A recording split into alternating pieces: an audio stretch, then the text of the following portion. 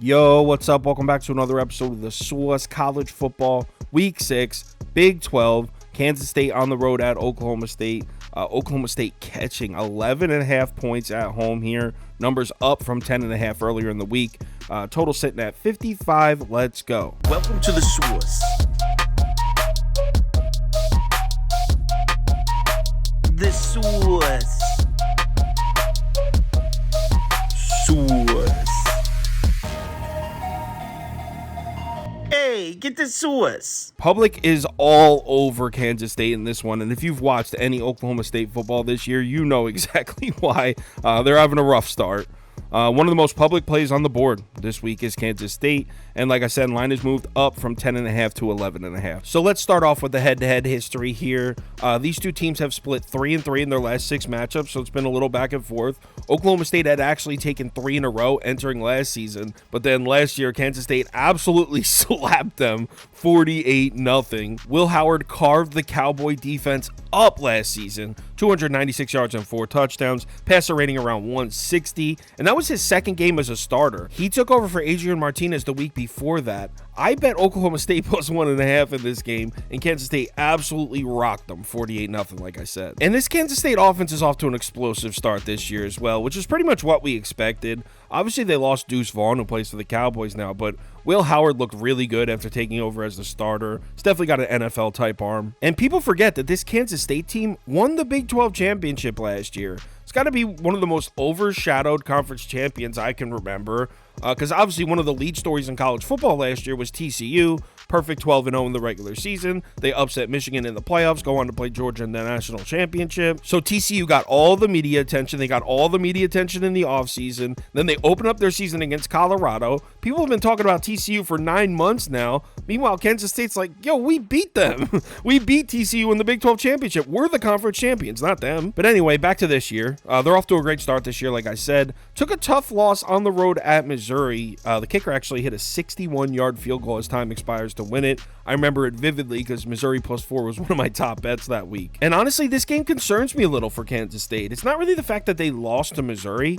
They were on the road at an SEC school. Missouri's now undefeated, 5-0, ranked in the top 25. It's not a terrible loss. In fact, I give props to the Kansas State offense in that game. 408 total yards, 27 points, 6.9 yards per pass attempt, 3.9 yards per carry. That's pretty solid for a road game against that Missouri defense. That defense is good. It's the other side of the ball for Kansas State that I'm concerned about, because Brady Cook had himself a day throwing the ball in Kansas State. 356 yards passing, 2 touchdowns, a 170 passer rating. Of those 356 passing yards, 305 of them went to wide receivers. So he wasn't dinking and dunking. He was throwing the ball downfield, over 10 yards per pass attempt. I mean, like I said, he was going downfield on that Kansas State secondary. Now, I guess some good news for Kansas State is we just saw Brady Cook do the same thing to Memphis and Vanderbilt in back-to-back weeks after the Kansas State game. So maybe looking back, it doesn't look quite as bad, but still, no question, the Kansas State defense, specifically the pass defense, is definitely the weakness of this team. Kansas State's defense is ranked 34th overall according to BetaRank this season,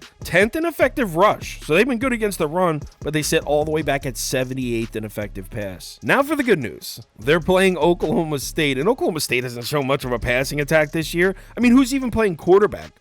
Mike Gundy's used 3 different quarterbacks this season. That offense is an absolute mess, all the way back at 87th overall according to BetaRank, 72nd in effective pass, 93rd in effective rush. It looks like Mike Gundy is finally declared a starting quarterback. It looks like Alan Bowman officially won the job. As of last week, we still didn't know who the starting quarterback for Oklahoma State was, but Bowman started and played the entire game last week against Iowa State, so I assume that means he is now the quarterback moving forward.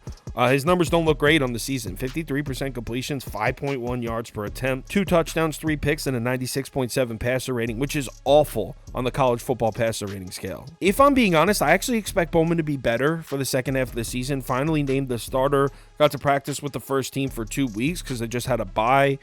So I think he actually might be decent in the second half of the season. And Kansas State's secondary is beatable. I could see him making a few plays in this game. But on the other side of the ball, there's just no comparison. I don't see how Oklahoma State makes stops here. We just saw that freshman from Iowa State absolutely cook Oklahoma State secondary. By far the best game of his career. He wasn't even supposed to be the starter this season. He went 27 of 38, 348 yards, 3 touchdowns, and a 174 passer rating, that freshman. And then the week after that, we saw South Alabama come into Stillwater and hang 33 points on Oklahoma State.